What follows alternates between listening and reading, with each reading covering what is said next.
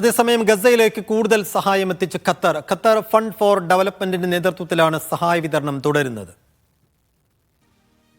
ദുരിതാശ്വാസം, ഭക്ഷണം, പാർപ്പിടം, വിദ്യാഭ്യാസം, ആരോഗ്യ സംരക്ഷണം തുടങ്ങി 26 മാനുഷിക പദ്ധതികളാണ് ഖത്തറിന്റെ നേതൃത്വത്തിൽ ഗസയിൽ നടപ്പാക്കുന്നത്.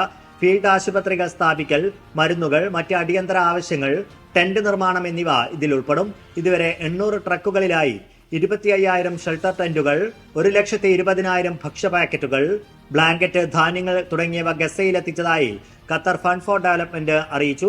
2 ഹെലികോപ്റ്ററുകൾ വഴി 29,000 ബോക്സ് മരുന്നുകളും വിതരണം ചെയ്തു. 2,30,00,000 ലിറ്റർ ഇന്ധനവും ഗസയിലെത്തിച്ചു.